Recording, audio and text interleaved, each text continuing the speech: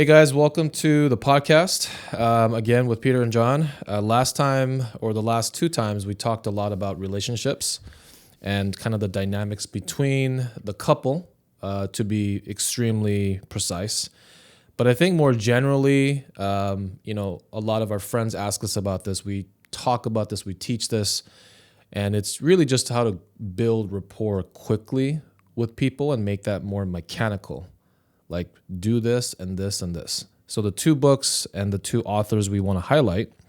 The first book is Not All About Me, the top 10 techniques for building quick rapport with anyone. It was written by an FBI guy. Do you want to explain that a little bit? Yeah, he was the head of the behavioral analysis program, which essentially he trains FBI agents on how to connect with people, because as an agent, you have to connect with people in very serious situations. And if you're not able to influence people to do things that you want, obviously that could turn out really bad and it'll deviate from the goal that they need. So his job was very important. And it is just letting you know, there's the things that he teaches is social engineering, which is like, there's like white hat social engineering or black hat social engineering.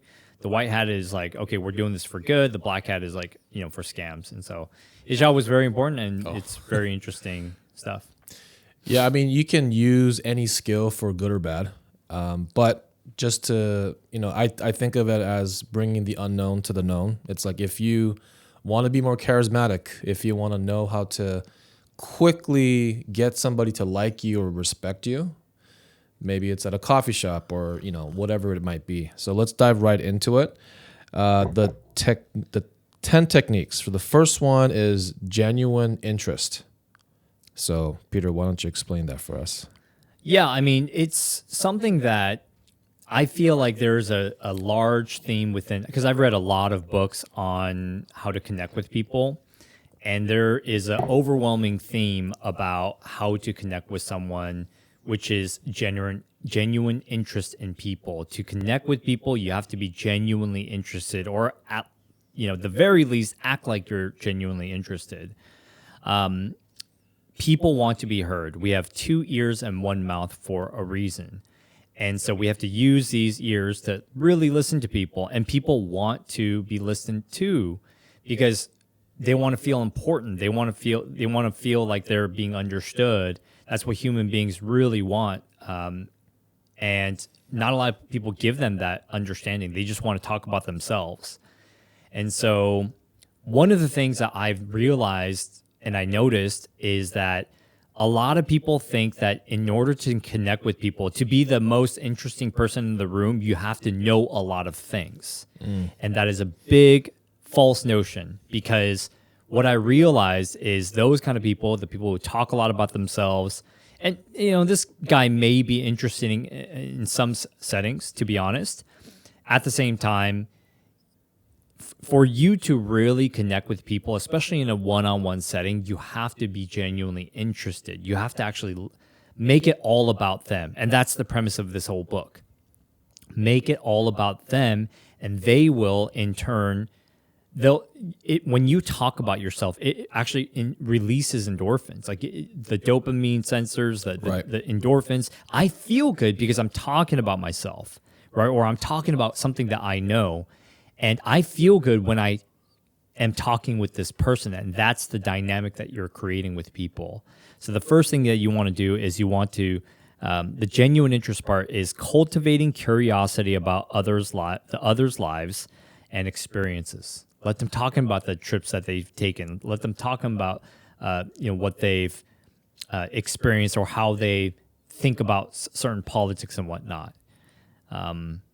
And so, and one of the last things I'll say is, a friend of me asked, as I was teaching this, they asked, hey, what if I'm just not genuinely interested? Like, I'm just not interested in this person, or I don't want to listen to them about their lives and whatnot.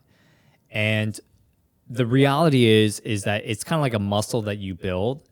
I personally do believe that it's best to make it all about the other people and actually lower down yourself. Just as a general rule, I think it's really good for you to just, think about others more than yourself. At the same time, the worst, basically, if you can't genuinely be interested, at least just work on that muscle to just constantly ask about them and, be empathetic to their situation. And I think that muscle will grow. So, yeah, I think this topic alone pretty much, like if you had to take away one thing, it would be this, right? And how to show that genuine interest, I think there are techniques to do that if you really want to break it down. But, I've never been, I have a hard time with small talk. My wife knows this. I know this about myself. I like to talk about really kind of crazy things all the time. yeah. It's like, tell That's me why you're on this podcast. It's like, tell me your deepest, darkest secrets. Like, whoa, what do you want for your coffee? Like, I don't want to talk about this, right? Yeah. But it's something that my wife shared with me. She's a total extrovert, right? And what she shared with me was kind of really enlightening to me. It's like, I told her, hey, sometimes I don't want to be at parties. Like sometimes I just feel drained. I just had a long work week, whatever. And she's like, why do you feel that way? I always find people so interesting, And I was like, wow, I just, as a self-proclaimed introvert, right, where you lose energy with people, extroversion is you gain energy with people. It's not that you can't be sociable or that you can't be outgoing. It's just, the analogy is I have 5 coins to lose versus my wife has 5 coins to gain every time she talks to somebody, right? Yeah. But anyway, I thought about that and I said, well, okay, if I'm really not interested, but I'm at a party or a social situation, I just have to get to something that's interesting.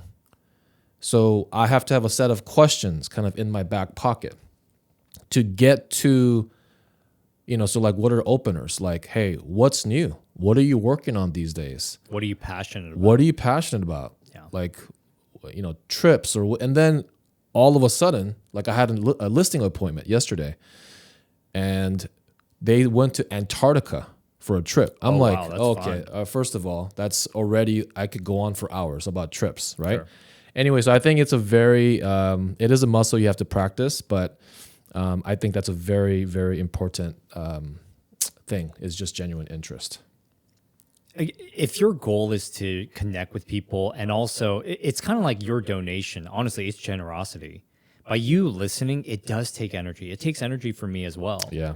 And yet, if you put that good, I guess, juju out there, right, where you're listening to people, they're feeling good, it really, I feel like it's just good for the soul, right? It's good for you.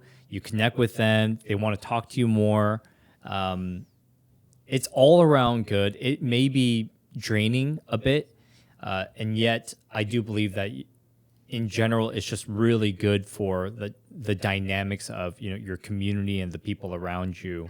And also, yeah, like you said, you never know what you're going to find. When you start asking questions, I used to go to parties and I actually, because I used a lot of these techniques, and I would find out so many things about people that you know how many times I've heard, I've never told anyone this, but I've only Right. told a few people this, and they tell me all these crazy things. Like I've heard crazy things from people,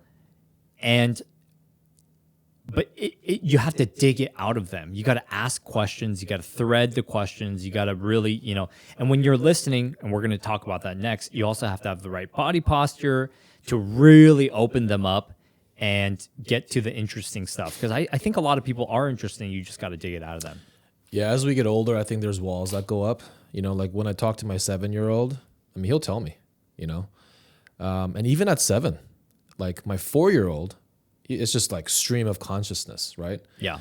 But then my Unfiltered. 7-year-old, I can see that he's like thinking about what to say or what not to say. He'll just like look at me, and I'm like, Alex, just, and then I also have to do the same thing, Yeah. and then when that wall comes down, I think my genuine reflection or inflection is we're all the same. Like we all have problems, right? We're not perfect. And then when you share in those things and you help we all need to be listened to as well. And I think that's a very important point. The next thing would be body language. So this is also it's like a muscle because it is muscle, but it is something that we are practicing every single day. But can you explain a little bit about body language? Yeah, there's so many things about body language. We both are big fans of Chris Voss and the FBI tactics, right? On how to, connect with people so you can get what you want. And yet, let's talk about just only a few things. So, per the definition, it's pay attention to the nonverbal cues and use them effectively. Nonverbal cues say so much. There's even in the dating world, if they're turned away from you or their feet is away from you, apparently that's also an indication that I'm not interested in you.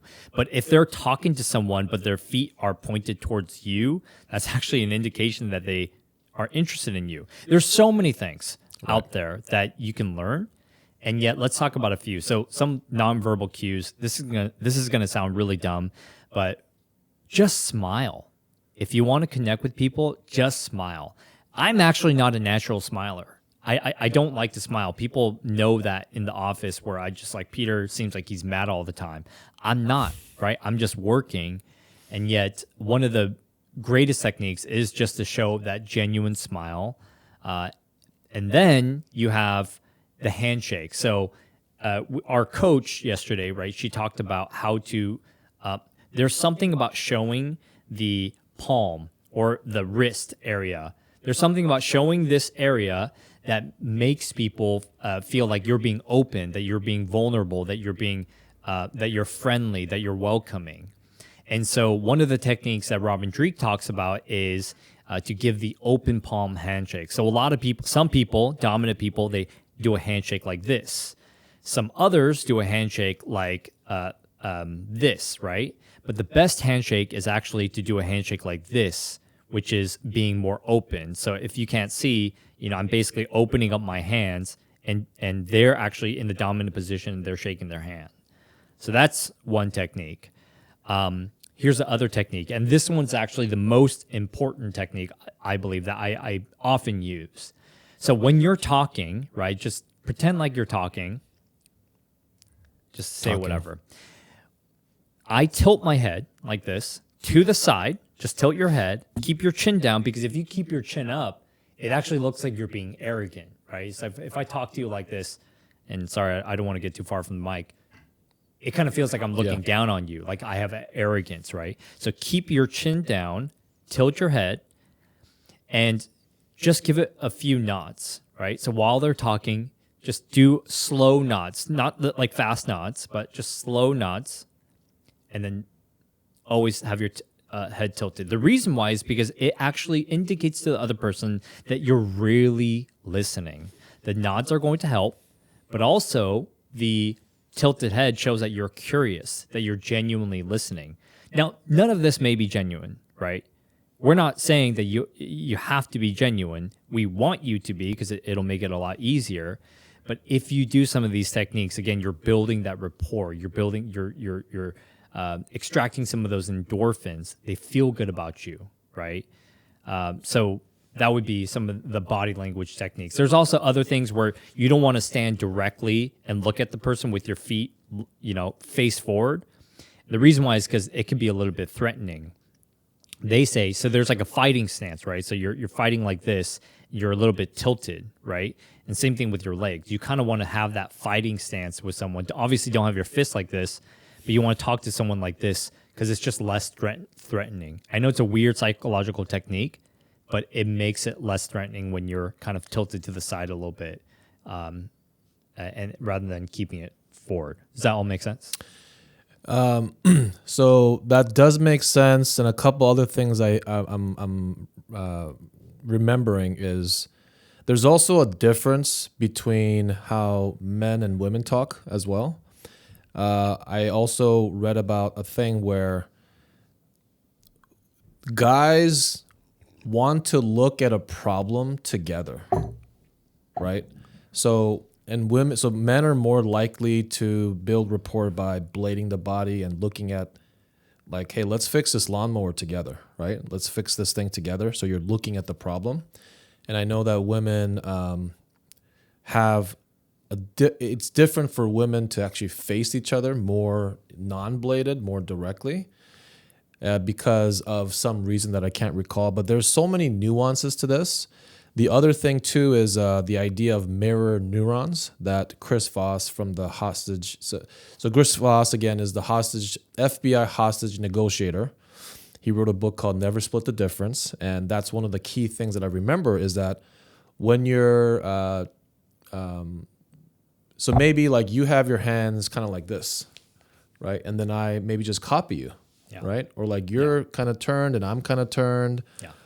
You put your hand in your pocket. Maybe and now I kind of do this almost subconsciously. I'll catch myself doing it. Yeah. But or when you mirror somebody, right? When you listen to the last 3 words of what they said and try to repeat it back. Repeat it back. Yeah. It literally creates connections between people where like you said, it creates that endorphin and makes people, it's like, oh, I kind of like this guy. So I think, please do your own research, look into this. There's like hours and hours of research that you could do. Yeah. But if you incorporate just like one thing a day or a week, you'll notice that things are different for you. Yeah. The results will change. And I think that's where it's like, these things might seem kind of esoteric or kind of like, is that really true? But there's research on all of this stuff. It actually works. It actually works. I just want to pause and say one of the things that Robin Dreeke talks about, and one of the things that we want to disclose as, with great power comes great responsibility. And actually in all of the classes, I've taught this, these techniques many, many times. And one of the things that we disclose is, hey, these techniques are very powerful. Again, there's social engineering, white hat and black hat. We want to make sure that you don't take you don't take people for take advantage of people by using some of these techniques, because they are very powerful. They seem very small, but they're actually very powerful in connecting with people. Some men might be using these techniques to sleep with a bunch of women, and that's not the kind of things that we want to do, right? Some people might be using this to manipulate people to, do things that are not right, right? And we don't want those kind of things. And so one of the disclosures Robin Dreeke puts in his book is these techniques are powerful, don't abuse them. And so we're saying to everybody in our audience, don't abuse these techniques, because they do work. Yeah, I just think it's the way I think about it is, to gain leverage against the world and to do, hopefully good, right? More of good. You kind of owe it to yourself to understand some of these things and to have it in your back pocket, because everything is a negotiation. From getting your kids to go to sleep on time, or your wife to do something for you, or your friend to, help you move, and again, not abusing it is key, but it really feels like things can change for you if you do some of these techniques or understand them. And at the end of the day, like, just because I tilt my head and go like this, you're not going to give me all your money, right? It's just, it improves the chances of you having more of an impact in whatever you're doing. Influence, yeah. And I think that's where, I think that's the point that we want to emphasize. Yeah, that's the goal. Yeah. Okay, so the next one is ego suspension. So I think this is an important one as well. What do you think about this one? It's actually the most important one that Robin Dreeke points out. Ego suspension, which is essentially set aside your own ego to better understand others. And so what a lot of us tend to do is we try to boost our own ego by criticizing putting other people down, right? Saying, I'm right. And that's not going to get you connected with anybody. It's not as effective. What you want to do, and this is very hard for us to do because we're human beings, we're sinful, we have pride, we have an ego that we tend to boost. What this is saying is suspend your ego, bring your ego down, because you're going to get a lot better results, especially if you're in a situation where you need to influence somebody, by bringing your ego down. Robin Dreeke has an example about this. So let's just say, you get pulled over by a cop, right? Cop pulls you over, and what's the first thing that you would do? What most people do, right when they get pulled over, the cop goes to the door. How do most people act? Well, it wouldn't be nice, first of all. Your first impression or the first instinct isn't to be nice.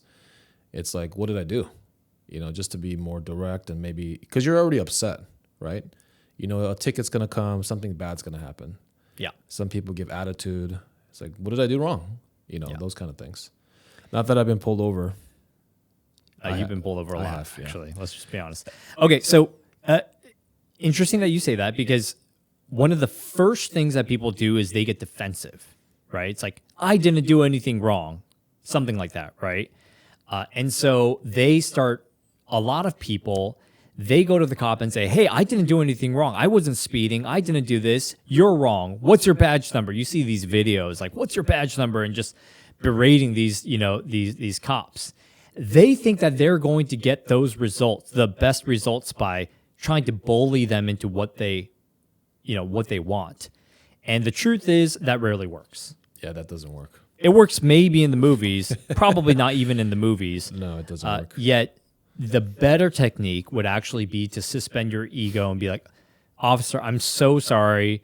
I don't know if I was speeding or not, but I definitely, I know I was in a rush, and I'll admit to that. And you're just kind of, bringing yourself down. I know you're doing your job. You're a great, officer, and you're just doing your job. And what you're doing by suspending your ego, bringing yourself down and lifting this person up, you're actually building that rapport, that connection with that cop, and you're going to have a much better chance of getting out of that ticket than you trying to bring the other person down to try to bully the cop to get what you want. I mean, just to talk about this specifically, right? Okay. Because I have been pulled over many times. And I have friends who are police officers, and some of the things that they go through, just as a side note, like, it's so terrible. Like, they're dealing with people who are dying, people throwing things at them that are like bodily fluids. Like, these are real stories, right? Yeah. Dealing with drug addicts and being shot at in some extreme cases. When you get pulled over by a police officer, doing any of these things will not guarantee anything, right? But if you put your hand on the steering wheel just to show that, hey, I'm not reaching for anything, and it might sound crazy, but that's the world they live in. So that's part of the ego suspension. It's like, what is his perspective or her perspective? I'm going to put my hands on the steering wheel to make sure that he or she knows that I'm just here. And you can say things like, hey, officer, I'm not sure what I did. I'm not sure what happened, but I'm sure you have a good reason for pulling me over. Can you help me understand why? Right? Yeah. And you might still get the ticket. However, I can almost promise you that whatever the severity of that situation would be, it's going to be taken down a notch. Yep. And I have gotten out of situations just by being, not disclosing too much, but just saying, hey, I'm sure you have a reason. Can you help me understand? And I think that's just applies to every situation. You see those clips. Have you seen those viral clips of the guy who's like, he's like an FBI agent, or like he's somebody, he's like a Marine or something, and they're just fighting with each other. Like, basically they're just beating each other's chests. Their egos are high, and they're trying to be like, what's your badge number, this and that, and the cops are saying, get out of the car, put your hands, and it's just this like ego, this battle of egos. Yeah. And as manly as people might think that is, that's actually, you're being really untactful. You're being you're letting your pride basically destroy the situation. It's going to compromise your situation. It's not going to help you. It's actually going to bring you way worse results. It escalates, and what ends up happening? You end up getting arrested, or vice versa. Something bad happens to the cop. You see this all the time, right? De-escalate, suspend your ego, and you're going to get much better results. Another thing is customer service situations. Yeah. Oh, yeah. Man, I was helping my in-law with a Best Buy exchange for a refrigerator. It took me literally from July of last year to November. Yeah. And there were so many calls where I had to like my heart rate's going up because, I could think, well, these guys aren't even reading my notes. Like I told this story a million times, and I actually did. Yeah. But I knew that because that person on the other line, they're just getting paid the hourly wage. They're just trying to do their job. And there were multiple times where I had to like just take a walk or just put the phone down. I just didn't want to make the situation worse, right? Yeah. And I actually found out that it was a back-end system thing that they had no control over, whatever, right? It's like it could be at a airline ticketing counter. Maybe your seats got, you see those videos too. Like somebody has to be escorted off the, airplane. Maybe it's not right. Maybe you are right. However, by escalating those situations unnecessarily, you could maybe get a win. However, what's the time it took to get to that so-called win with bad feelings and, hurt feelings or whatever? You had to go through that entire process, upset people and file a claim. And I mean, you're busy. You have a family, you have a job. It's taken away from this precious time. So for me, the time that I really, I'd rather spend more time hanging out with my family, right? Yeah. So anyway, that's, so ego suspension, validating others. So that actually segues into the validating others because, again, we're so used to criticizing others, trying to bring people down, the customer service rep, the cop, the whoever it is, by validating others, which is to make people feel heard and understood, you're, again, going to get the much better results than if you were to try to bring people down to get what you want. Because there are people who do that. When you validate that, officer, I'm so sorry. I know you're just doing your job. Same thing with the customer service representative. You know how many people are just degrading them, bringing them down, like fighting them? You have a lot of those people, but when you have that customer is like very grateful, you don't want to be a pushover, right? So that's another end. For sure. But you want to, keep being persistent, but also validating them. I know you're just doing your job. I know this is, you're just kind of coming into this because, I spoke with another representative before, but when you validate others, make people feel understood, they want to help you. And that's the thing. The cop wants to help you. Your wife wants to help you. When you start validating, making them feel heard, they're going to want to help you. You're going to get better results by doing it. It takes a lot of suspension of your own feelings, right? It takes a lot of suspension of how you're, that anger, yet by you doing that, you're actually increasing your chances of getting better results. And this is where the techniques do come in. I mean, you have to have something in your back pocket, right? If I'm teaching my kid to play basketball, he could be shooting this way. You need to have something to fall back on where it creates that groove in your brain. This is the process. And, when we're stepping out of that groove, you feel, okay, this is kind of going off the rails already. If the ship is turned this much, I mean, good luck. You're going to another continent. If you're off track by 2 degrees, you're going to just bring it back. Yeah. And that's where also it leads to all these seemingly little and insignificant things. They result in a belief system. I think that's what I observe. It's like, for example, when I talk to certain people, it's like, well, call this person or call this company, do this thing and do that, And then I'll hear something like, I'm just not really good at talking to customer service. Like they just piss me off and it's a belief system, right? Hey, file this paperwork and I'm just not good at that. I don't know how to do that. It's these belief systems that get built over time because maybe you saw, your mental model is maybe a parent or a friend or a teacher, whoever your role models were. To kind of reset that, I think these things are very important.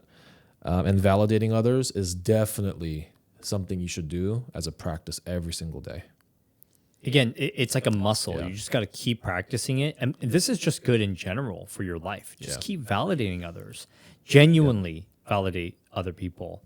And you're just going to get a better life, better community, better interactions. We should probably go through these a little bit quicker so we can get through some of the other stuff. Yeah, so active listening. I think this one is fairly straightforward. So focus on what others are saying without interrupting. I'll just quickly say, so this kind of ties in again, but maybe giving some sort of acknowledgement, or like a or like a head nod. You're right. Yeah. You're right. Ah, got it. Those little things, because you can't just be like staring into somebody's soul, right? Yeah. To give that, again, validation that you are here, maybe repeating a little bit of what it's like, oh, that's crazy. That just happened. You got hit by a car, whatever it is. Yep. What's your quick add to that one? Because I think that's kind of related to the other ones. I think you hit it on the head. Just doing the mm-hms. This is a Robin Drake thing. Mm-hms. Oh, really? Wow, you're right.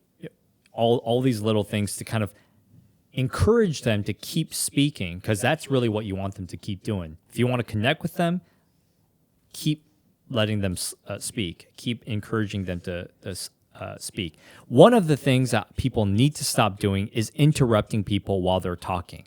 Let them speak fully and make sure that they've spoken fully and fully gave their perspective before you speak. Now, there are people who just keep talking, and those are the people that I would say, yeah, interrupt. At some point, you just got to interrupt.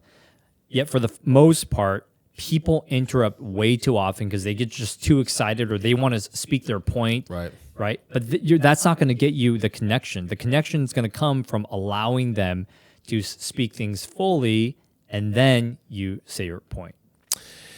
So that also, so then listening, right? But the next thing is quid pro quo. What does that mean?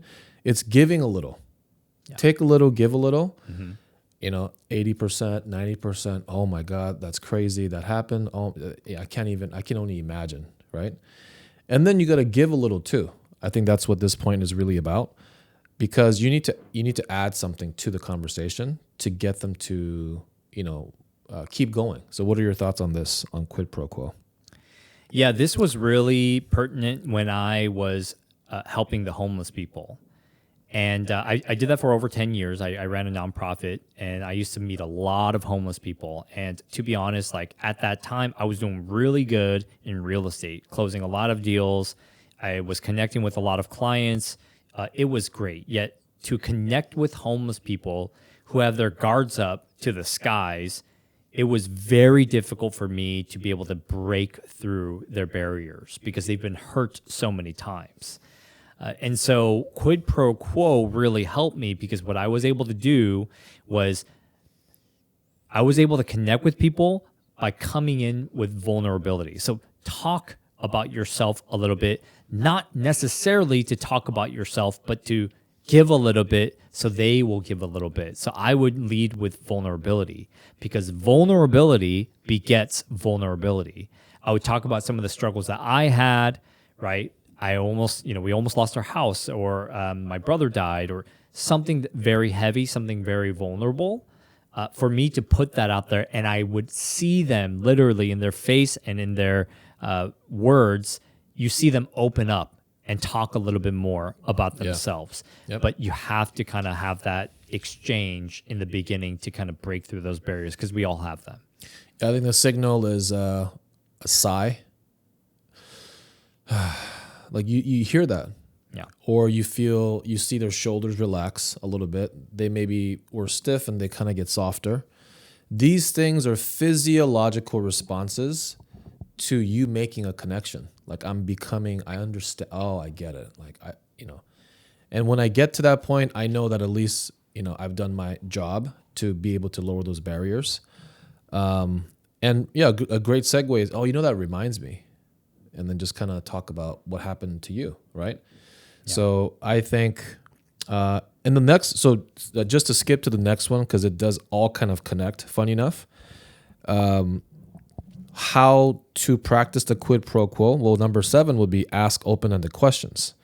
Use how, when, why, the 5 W's and the H, right? How, who, what, when, where, why. If you don't have anything good to say, you don't have to say anything good. You just have to have questions.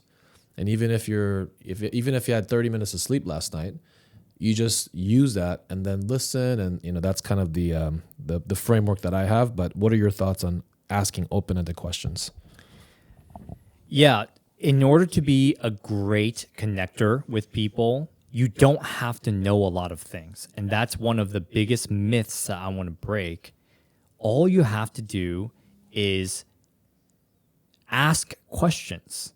Keep asking questions. Keep getting them to continue talking to you. And the way you do that is by asking them questions. Obviously, you don't want to ask them, hey, are you Korean? Yes. Right? It's like yes and no questions aren't going to get you, right? Sometimes. Oh, okay. But really what you want to do is you want to ask them, if you want to be a great connector and you want a really easy way to do this, all you have to do is repeat what they say. The last three words that they said, oh, so you were hurt? And then they're going to, yeah, blah, blah, blah. And they're going to talk more. Or you can paraphrase what they say.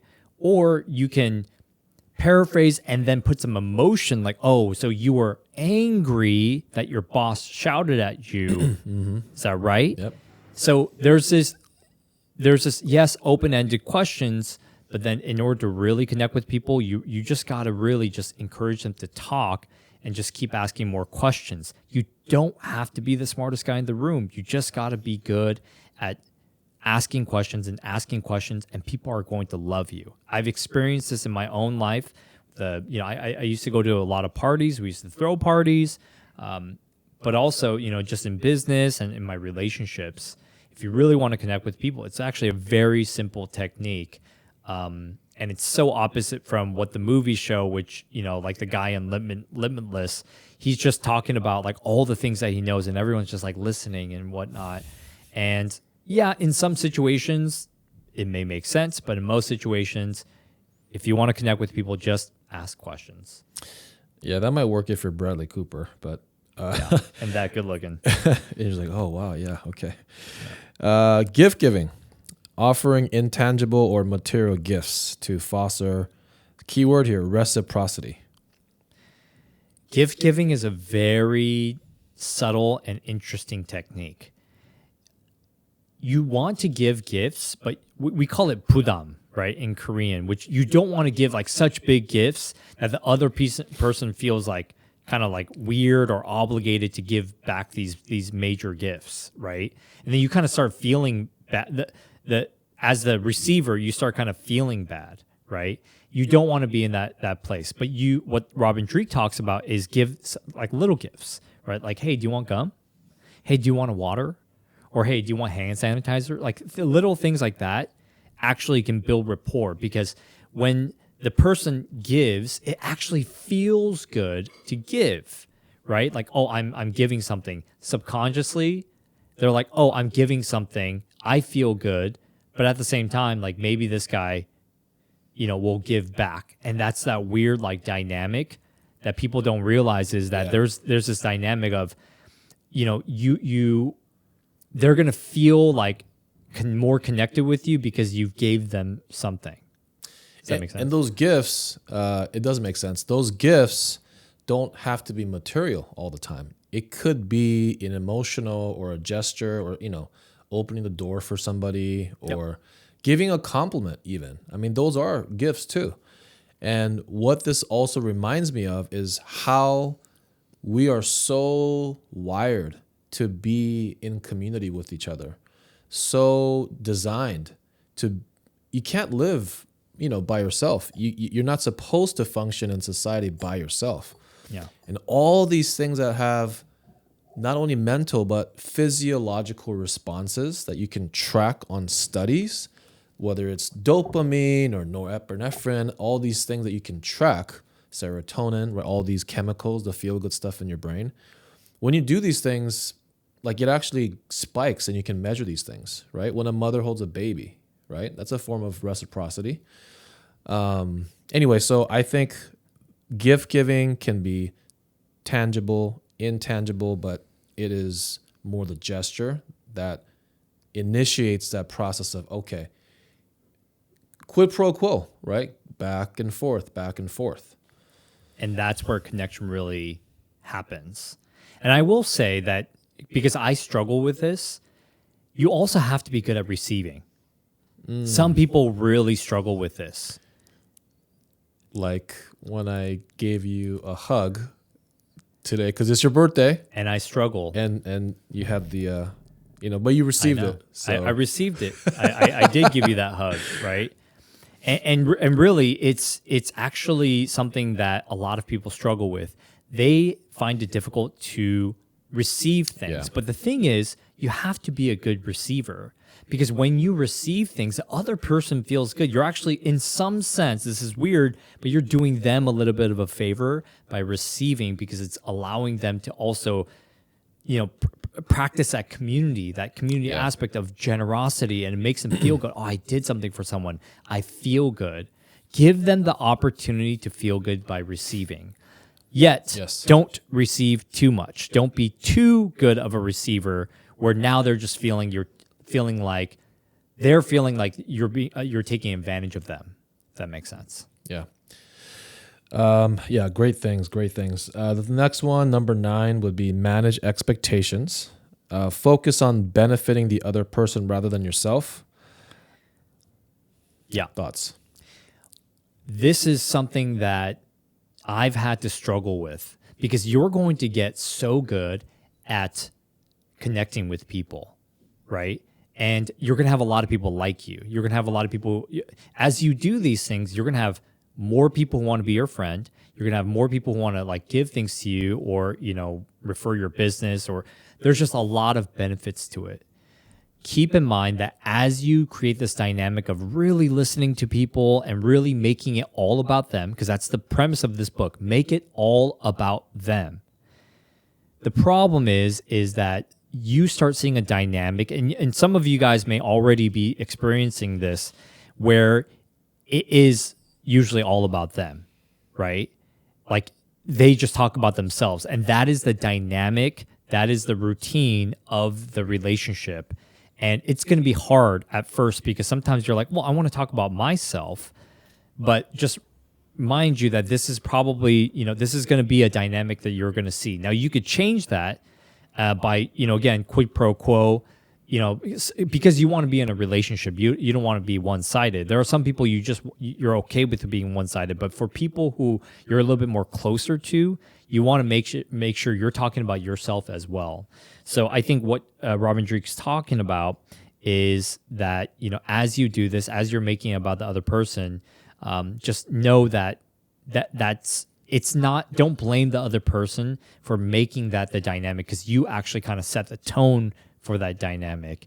And for the people who are really close to you, just make sure that you're also quid pro quoing, that you're also, sharing about yourself a little bit more, so there's not just a one-sided relationship. Yeah. Love it. I think that's well said. I think this is important. The last 10th point, leave a positive impression. Ensure others feel better after interacting with you. I will say that this isn't about winning or losing. It's just about maintaining that relationship. We get very adversarial, like we need to win. It feels good to win, right? Maybe this has to do with good sportsmanship, or just, being more. There's always a second chance. There's always the next conversation. It's a small world. You run into people all the time. You have to sometimes agree to disagree. And even if you get into a situation where you feel the need to really maybe even win, or kind of put your mark or stamp on something or somebody, this just reminds me that it's just better to leave things better or good, because there's always a next chance and there's always another interaction. But what are your thoughts on this 10th point? Yeah, we'll make this the final point and then end here. I will say that in the beginning, we talked about genuine interest. You also said that you sometimes struggle because you're talking to people and you're like, I don't want to deal with the small talk and whatnot. It could be draining. And yet, as you are, so you're basically you're putting good out into the world, right? Good juju by, taking these steps, by creating all this rapport, by making people feel good. My opinion is that as they are, feeling good about you, even though it was draining in the moment, I feel like in your life, as you do these things with a lot of people, you connect with a lot of people, they feel good about you, it always comes back to you. Yeah. It'll come back to you with them doing something for you because they want to do things for you. They like you, right? There's a lot of benefits with people liking you. And I think it puts good out to the universe, and, that has rewards. And I think it's totally worth it at the end of the day. It may be draining in the moment, but it's worth it at the end of the day. And that's why you want to keep doing it. I'm someone who's been doing this. I mean, I read this book over 10 years ago, probably more like 15 years ago at this point, right? And I can tell you right now, the benefits are overwhelming, not only just in my business, but it's really my family and community life. I do this with a lot of people. I connect with a lot of people, and it really does come back to you in so many good ways. There's just so many people who love and care for me, and it's a great feeling. It's energizing, and I'll tell you, like, it's totally worth it. So I'd say that's kind of where we should end, and I just want to encourage everybody that it's so worth it to do this. It really is. Once you learn how to close that loop, you have the discomfort of needing to be aware and then to learn some things like we talked about in this podcast or the previous few. Then you see the benefits come around to you, and you know that your life is just better. And you need people to live, and why not thrive if you're going to live anyway, right? So, absolutely. Well said. Well, the last thing I'll say, guys, is please like and subscribe to our channel. We don't get a lot of views for our long forms, and a lot of our shorts do. We really do want to make this channel become big, and I know we're starting out small, yet we would appreciate you guys if you guys would just hit that like button for the algorithm, and subscribe, of course, more for the algorithm. So thank you again, and we'll see you guys on the next episode.